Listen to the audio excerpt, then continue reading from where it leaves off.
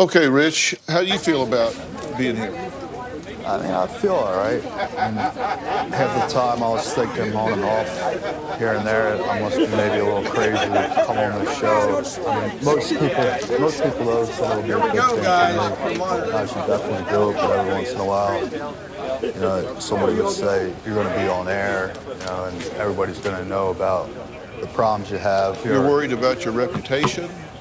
Yeah. You started drugs when you were 13, right? Correct. You've been homeless. You've been to rehab, 3 times? You've been in 25? 4 times. 4 times you've been in. Oh, Grady. From WUSA Hi, everyone. How are you? This is a Good. special report. Thanks for coming out. Just wanted to give you an update with what we've been doing today and then what our plans are for tomorrow. Here's Paul Wiedefeld. First and foremost, they've been working nonstop, obviously, since Friday. Operators behind me, but across the entire system. It's a tough job. They've been working nonstop, obviously, since Friday. 36 hours ago. I think we tweeted out a photo before then. It was like a glacier back here. It's a tough job for some of these people. If you were here about 36 hours ago, I think we tweeted out a photo. It's a tough job. It's a dangerous job also for them. And I know a lot of them, like my wife, and it's a tough job. It's a dangerous job also for them. They'll get there. So I wanted to thank them. I know a lot of them. Let me give you an update real quick on Metrorail. Because of that hard work from lots of people. Let me give you an update real quick. We've had limited Metrorail across the system on the because of that hard work from lots of people. As of 3 o'clock today, we've had limited service across the system on the blue, yellow line, red, and green lines. Square to Huntington. On the blue line, the orange line from Largo Town Center to Huntington. The yellow line from Mount Vernon Square to Huntington. And the green line, orange line from Boston to from Carrollton. The red line from Medical Center to Claremont. Starting right now. Green line, I can hear my notes. This is just from Branch Avenue. From Fort Totten to Branch Avenue. We're actually starting right now from Greenbelt. That's really all the way to Branch Avenue. And as soon as we get that takes us up to 79 open stations out of the 91 from a safety standpoint and a service reliability. And as soon as we get more, we'll keep rolling them out. On the Metrobus side, comfortable from a safety standpoint and service today, which means that service will stop at 5. On the Metrobus side, we are still working on limited service today, which means that service will stop at 5. We'll be picking up people up until 5. The situations will not be sending buses out after 5.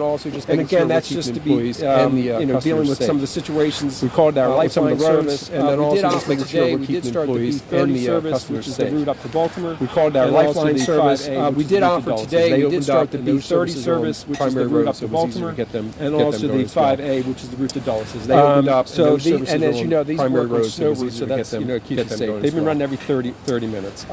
So tomorrow, and as you know, these work on snow routes, so that's keeps it safe. They've been running every 30 minutes. Schedule. Tomorrow, let me start there with Metrobus, which starts at 3:30. Beginning our normal schedule. Pretty early. Service tomorrow. We'll be upgrading the bus service from the starts at 3:30 in some cases, so pretty early. Roughly 79. We'll be upgrading the bus service from the 27 in the district, what we call 26 in Virginia, and that's roughly 79. Or they did 79 routes. We also 27 in the district, 26 in Virginia, and 26 in Maryland.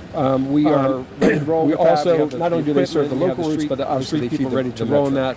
And we are ready to roll with that. We have the equipment, we have the street, working with local jurisdictions across the entire region. And I really want to emphasize how well that has gone. I've talked local jurisdictions across the entire region, and I really want to emphasize how well that has gone in the district. I've talked to transportation in Maryland, Virginia, and leaders or the transportation in the district, secretaries of transportation in Maryland, Virginia, and the mayor's been fantastic for us. So that's really what helps us local level, county level, and town level. Turning to Metrorail, the mayor's been fantastic. Rail tomorrow, so that's really what helps us get the bus service with service on all lines. Turning to Metrorail, rail tomorrow, the system will open at 5 a.m. That was the hardest hit area on all lines. All the lines will be served tomorrow except the Silver Line. As you all know, that was the hardest hit area. We will go back to regular fares. I'm sorry. And that's also the most elevated structure and creates its own set of issues.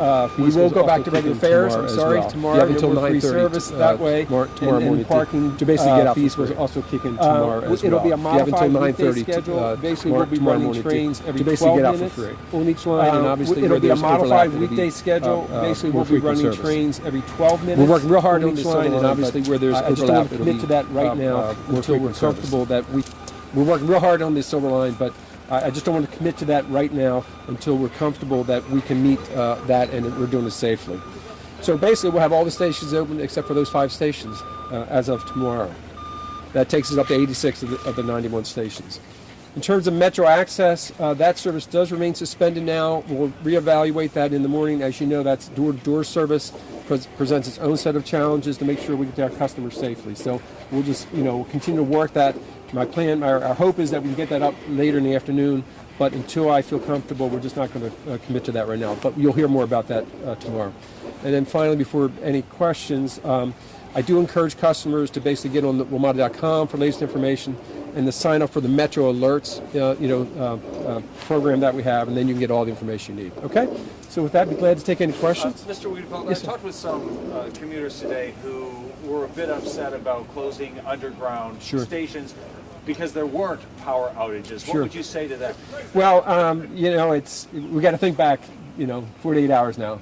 At that time, if you remember, the National Weather Service was very concerned about the winds, and that was a big part of the storm that everyone was preparing for across the entire region. So that was a big part of it, of the issue. And also, all three jurisdictions, the two states and the district, claimed emergencies, and we don't want to be attracting people out in conditions like that. So at some point, they're going to be out on the street, all the equipment's out there, and the conditions were just too bad. So I'm very comfortable that that was the best decision for our customers and our employees, and I had to factor that in because our employees have to get there and out of there as well. And to me, that's too high of a risk. Paul, did you get a financial estimate as far as how much? I'm sorry, did not, Dan. I thought Dan was going to follow up direct that with you, but he'll follow up directly with you to get that information. Yeah, no, there's definitely a financial impact. Some of it's the loss of revenue. That's relatively minor given the scale of the operation, but clear the cost. You can see the operation still here, hauling snow. And that will continue on for clearly the end of this week as we continue that. So the meter is still running on that. What are the 5 stations that aren't open? At the end of the Silver Line, basically. Okay. And then Braddock Road was having an issue today? We've got that open now. Okay. And that's an issue of, it's an operational issue. We have some easy turnarounds there if we don't have that open, but we've worked that through. The platform tiles can get real slick. Is there anything that you want to tell people tomorrow? Yes, please, particularly early in the morning, and even just when it's wet, to be very, I understand when trains come and you pick up your pace. I get it, but please just take your time coming to the trains as you see them approach. Just be careful. When I was out earlier in some of these, you're almost like you're ice skating. You just want to make sure that you sort of take that approach. And I also want to reinforce for the bus patrons the same thing. Please wait till the bus comes to a stop, then approach the bus. Be very careful, stand in the street, try not to do that. I understand sometimes there is no option, but we're trying to get all those stops clear before we service them. Has there been any communication with the Federal Transit Administration during this? There has. In fact, Therese, who's the acting FTA administrator, contacted me the other day, and we shared some notes across the back and forth, but she's been very supportive of everything we're doing. A number of the major highways like US 50 Arlington Boulevard are plowed down to the asphalt, but only 2 of the 3 lanes are plowed. How are you going to run bus service without access to the curb lanes and access to your stop location? Again, that's where we're working with the local jurisdictions, and literally our people are running those routes now, and supervisors, and identifying those types of issues, and in turn they're taking care of those where they can.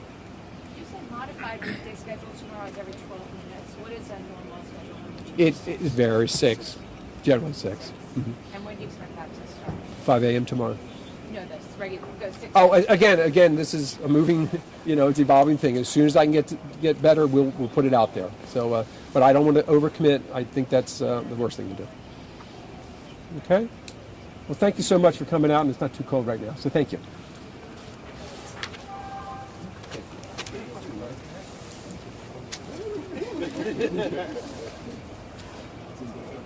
Oh, absolutely. We'll do that.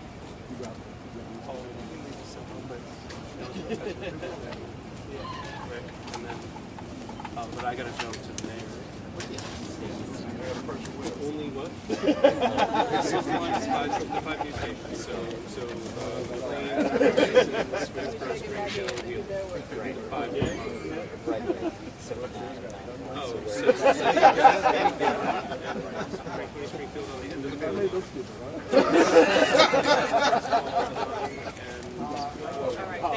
Nice meeting you.